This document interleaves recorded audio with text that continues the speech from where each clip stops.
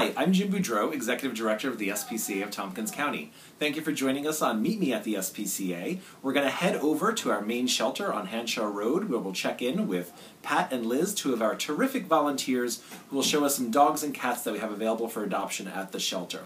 We'll also be checking in with our staff member Nicole, who has a chinchilla available for adoption this week. We see lots of exotic animals here at the shelter throughout the year, mostly guinea pigs and rabbits, but we do see a few chinchillas every year, so we'll hear a little bit about them and their special needs for an adopter. So enjoy our animals, and we'll see you back here in a few minutes.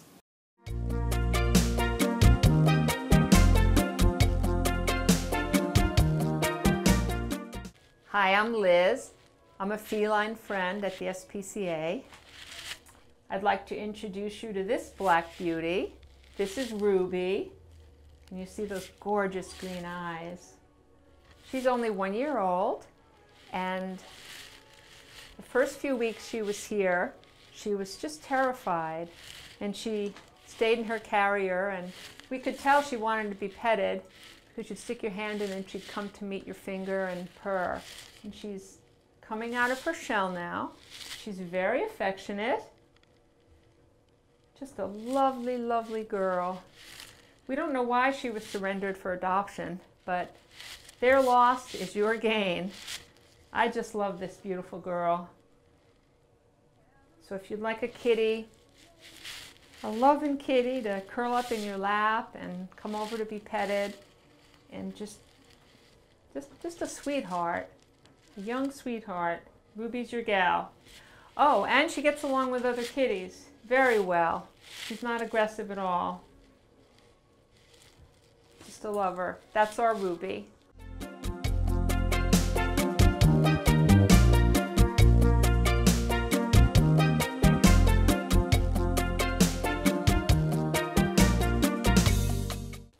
This is Evangeline. She's only 1 year old.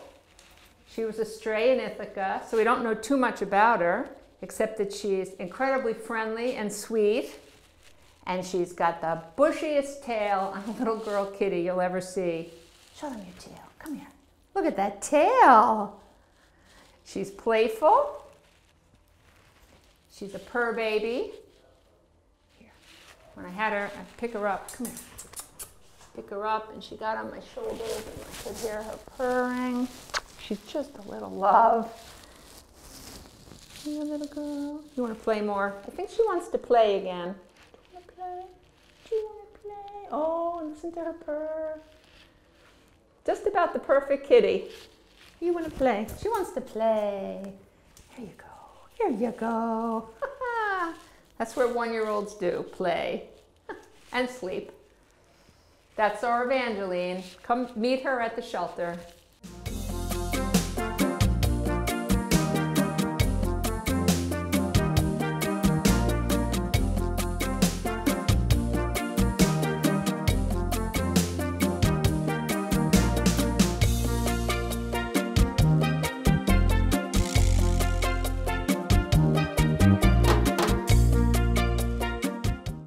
This beautiful boy is Copper. He's got medium long hair, gorgeous golden white fur, as you can see. Here you go. Come here. He's a little camera shy, so we're going to give him some treats. He's 3 years old. Kind of a sad story. His owner passed away. That's how he ended up at the shelter. And he was sad when he came in, and with lots of nurturing by the volunteers, he's loving and sweet, loves to be petted. Come here. Come here. And likes to be brushed. So if you take Copper home, a daily brushing would be a good idea. He gets along with other cats, and he'd be fine in a home with children. Pretty good boy all around. Come here. Come show yourself. Come show yourself. So that's our Copper. You're a beautiful boy.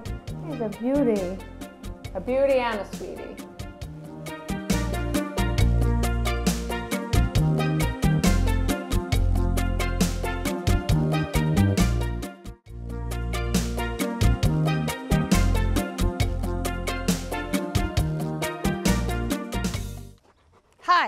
I'm a volunteer at the Tompkins County SPCA, and my name is Pat, and this is Mary, who's a behaviorist trainer here at our shelter, and this is King. He's a Cane Corso, or an Italian Mastiff. He's 2 years old.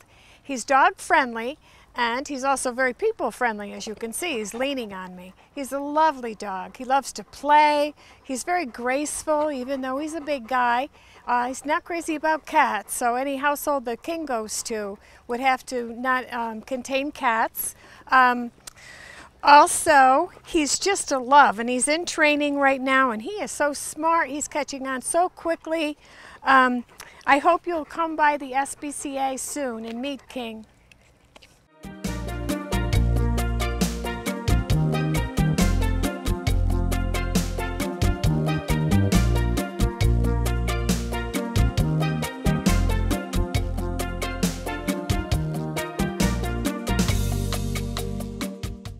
This is Buddy. He's a 6-month-old transfer from Alabama. The thing I love about Buddy is everything. He is affectionate. He's dog friendly. We don't know how he is with cats, but I suspect he'd like them a lot. He's a shepherd mix, and I think he's probably got some Rottie. He loves to play. He's very curious and just the sweetest dog. Please come and see him at the SPCA of Tompkins County today.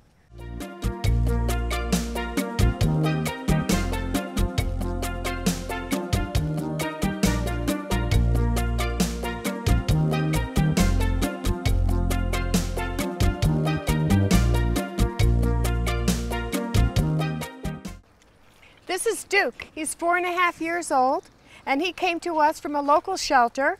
We don't know a whole heck of a lot about him, but I do know that he loves to play with other dogs. He's a little exuberant and very strong.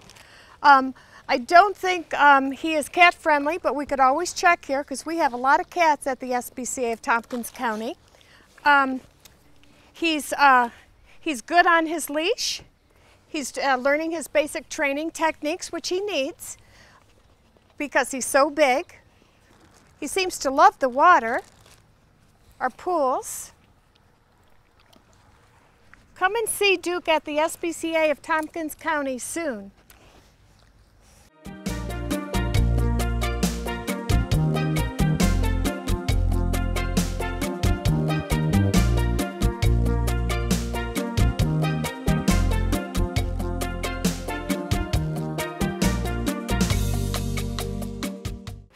Hi, my name's Nicole. I'm an adoptions counselor here at the SPCA, and this is one of our adoptable small animals over here. Her name is Andromeda, and she's a chinchilla. She came to us originally in January because she was found dropped off next to a dumpster just in her cage, middle of winter, freezing cold. She was adopted shortly after and then returned because she really isn't too handleable. And that's one thing you really need to know about chinchillas, is that they don't usually like being held. They really like to just be in their cage and spend time just playing, and if you let them out, they'll jump on you and play with you. So they really are fun, but they're not really a good animal to snuggle and hold. Another thing about them is that they do need really big cages. This is good enough for now, but as she gets into her new home, something much bigger would be better for her to run around and jump and get all this energy out. They are very energetic creatures. And unlike other rodents, they actually don't need any kind of fruits or vegetables or anything. Just a good quality chinchilla pellet and hay and some water is all they need to be happy and healthy. And if you do want to give them just a little treat, some Cheerios, just plain Cheerios, or plain little mini shredded wheats, or even something like this. This is a rose hip. You can get special chinchilla treats online. Let's see if she can even, whoops, there she goes. The fun thing about chinchillas is that they like to use their hands. They'll sit up and they'll grab stuff with their hands. And even better, they don't really bite all that much. Of course, if you do startle them, they could very well, just like any other animal, but usually they don't. And they also need a cooler temperature. They have very thick fur because they're from the Andes Mountains. So anything above 75 can be very dangerous for them. You want to make sure they're kept in a nice, cool, dry environment. Something around 65, 70 degrees is perfect. Otherwise, they make great little family pets, but make sure, of course, with any exotic, you do your research and make sure this will be the right animal for you. Chinchillas can live about up to 20 years, 25 years, well, something around there, about the average lifespan of a cat or a small dog. So she's only about 2, so she has a nice long life ahead of her, and with some socialization, she will make a great family pet for anybody.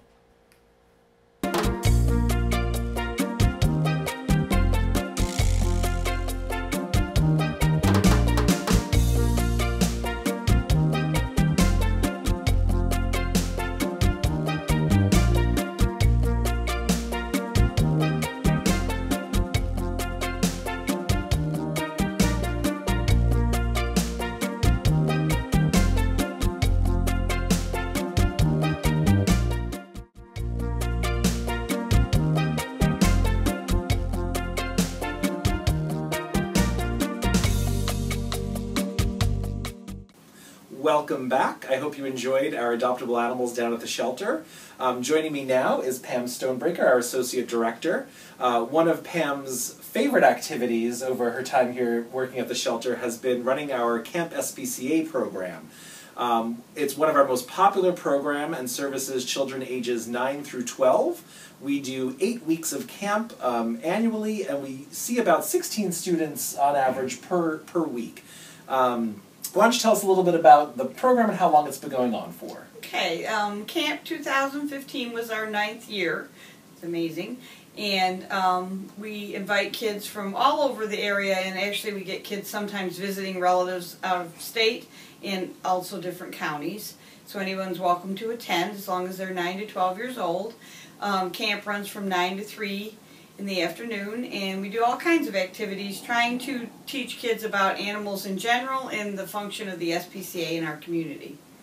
Well, one of my favorite parts about camp is Dan the Snake Man. I know the kids tend to ooh and ah over him. They do love him. They do, mostly because of the fantastic exotic animals he brings to the shelter. But we're going to take a quick look at one of his videos that we took at camp the other day. So enjoy that, and then we'll see you back here in a moment.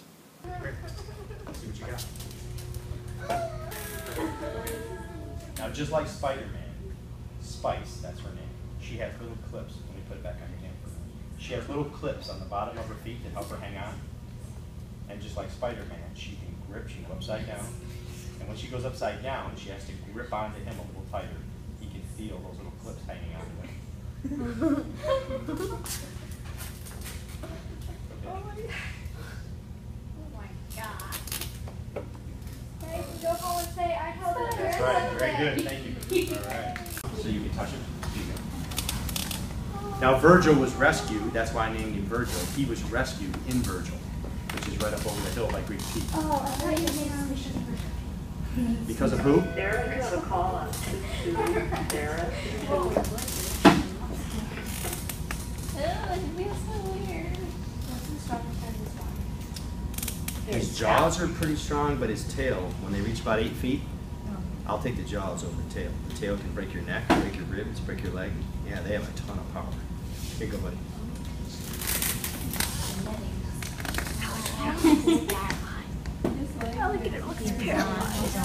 Yeah, I mean, he doesn't like people touching him. He's very tolerant, but he doesn't like it. No reptile likes anything touching. Want to go like without. You want me to go like that? Now the belly feels a little bit different. Move your hands down.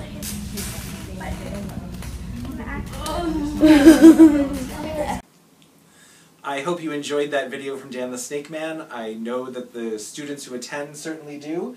Why don't you tell us a little bit more about the field trips that the students take while they're with us? We try to pack some field trips into our week to expose kids to different animals and how they're cared for and what kind of causes there are about animals. So we visit a horse rescue farm, which is similar to what the SPCA does, but just for equines.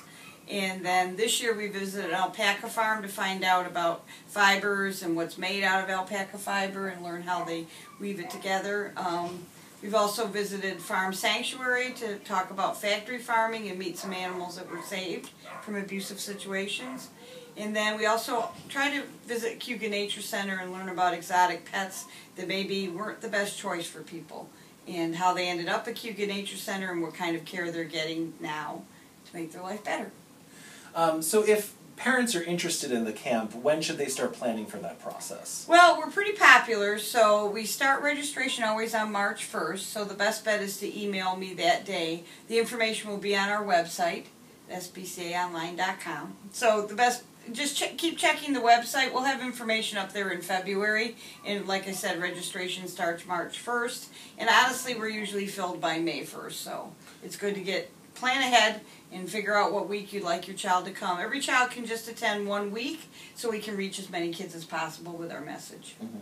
And again, the age range is 9 to 12, and I know sometimes there's questions of they're turning 9 during that period, or they're going to be turning 13 during that period.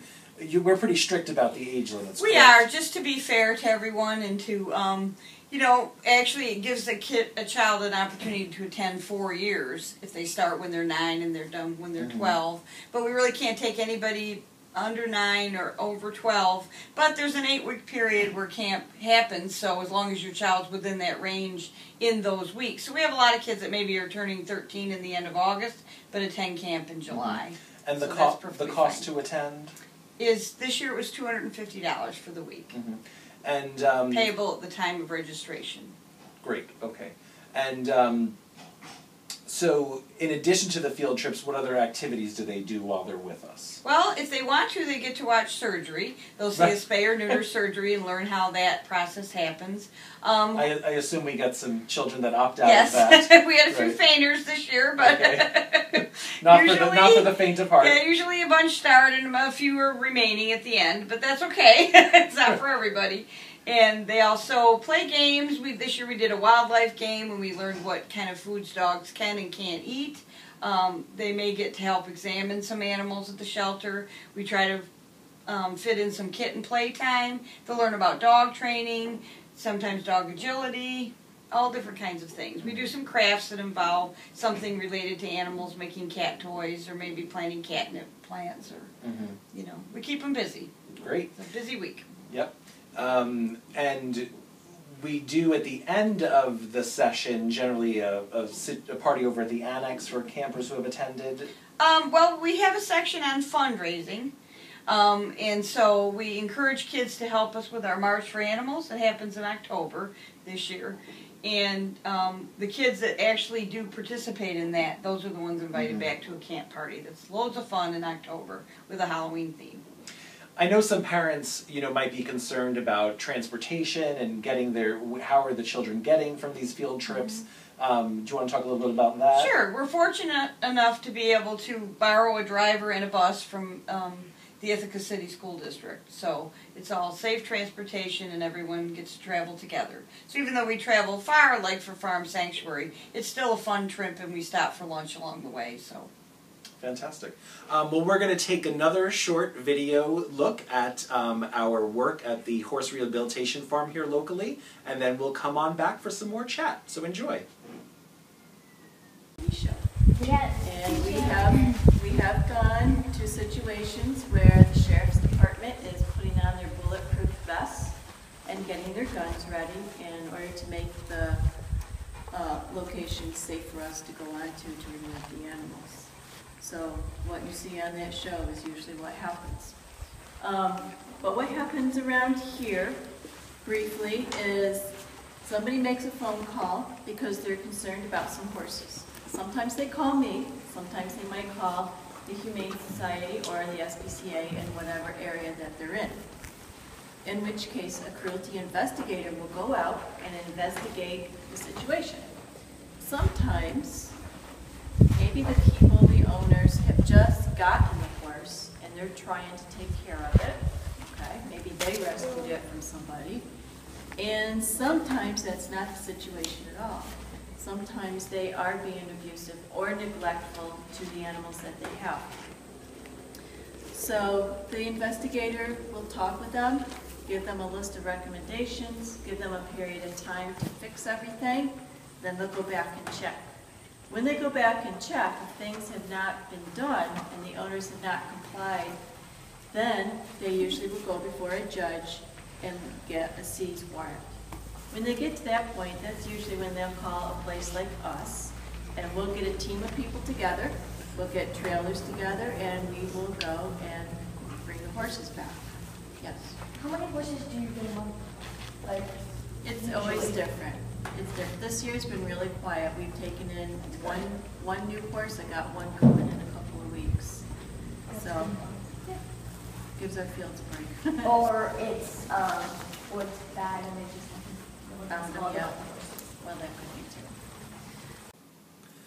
Well, we hope you enjoyed that footage from the horse farm. Again, the kids have a lot of great fun out there. I enjoy that place as well. It's nice to see all those horses that have come from horrible situations be rehabilitated and have a happy life there.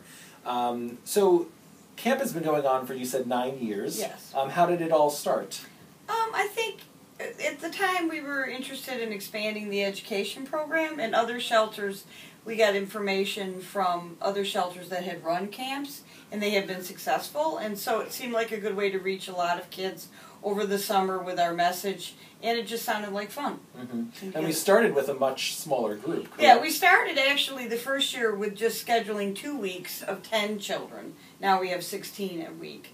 But it was even popular the first year. We ended up having to add a week. Wow. That very first year. And then it's just grown to more weeks to try to accommodate as many kids as we can.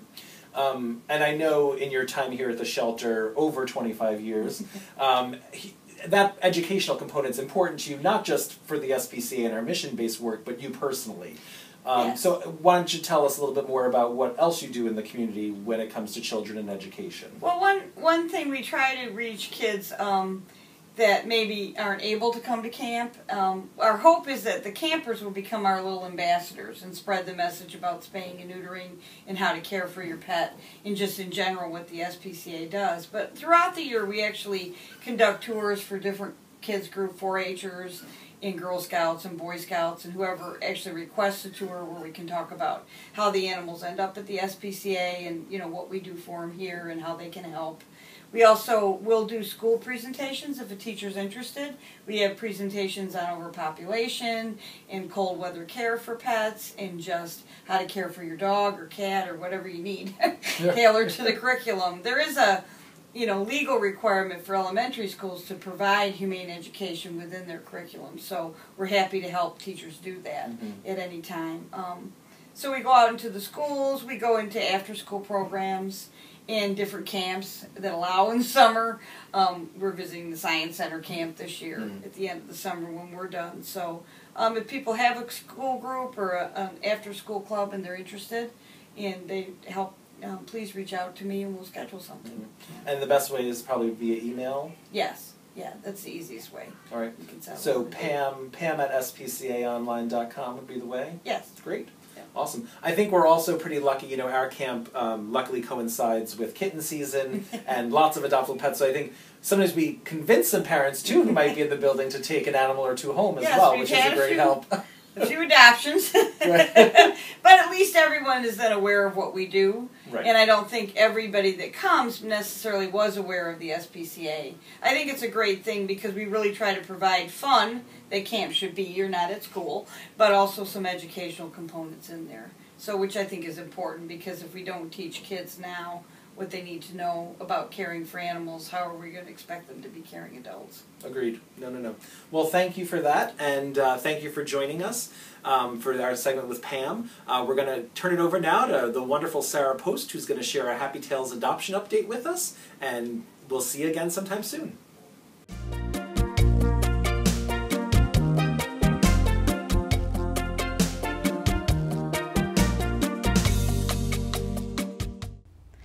My name is Sarah Post, and I'm here to present this episode's Happy Tales adoption updates. Since our last show, the following animals have been adopted. Dogs Emmett and Annabelle, and cats Rouge and Larry. And now I'll read 2 letters from recent adoption. So Athena, a dog who was adopted last week, and Poutine, a kitten who was adopted about 3 weeks ago. Athena's adopter wrote, "We are the family that adopted lovely Athena, now named Sweetie, this past weekend. Athena is doing great. She's getting a ton of love, much enjoys her walks and playtime in our wooded yard. She is very smart and already learned a few commands. Sit, down, go get AJ to wake up our son from bed, go to bed to go into her crate. She seems to be a quick and eager learner. She's doing great in her crate at night, no accidents, and we continue to work on her daytime house training. We have been very slowly introducing her to our kitties. We spent the first few days with them exchanging spaces with each other so they can get familiar with their scents. A couple days ago, we let them see each other through the crate or glass door. We are now starting the process of decreasing the barriers. We are keeping her leashed or crate while kitties are free. She started as a vigorous barker and is doing great now while controlling her urge. We will keep bringing them together slowly, but we are optimistic that she can be trained to leave the kitties alone. We are very proud of the progress she has made in less than a week. Thanks again for all that you do for our furry friends." And here's a letter from Poutine's adopter. "First, I gave Poutine the new name Queso Perrito, or Queso for short. He is wonderful and sweet and currently curled up beside me snoring and being the natural purr machine he is. He enjoys attacking strings, feathers, and my feet while I'm sleeping. Oh yeah, and my computer mouse. He also enjoys napping in hidden places like my closet or behind the sofa. I'm so happy and thankful for your assistance and don't think I could be happier in spoiling another cutie pie. He recently went to the vet and received a clean bill of health and has officially reached a milestone 5-pound marker. He also was given his first rabies shot. He's great about eating his meal every day and wishes he could chase the birds he sees through my window, but alas, he has remained an indoor kitten. However, I have given him plenty of pretend mice toys and bird toys. He loves to chew on things, mostly me, but I play with him every day when he's not lounging around napping. Thank you so much for my new best friend." If you would like to share your Happy Tales adoption update, visit our SPCA of Tompkins County Facebook page or send an email to adoptions@spcaonline.com. Thank you for watching.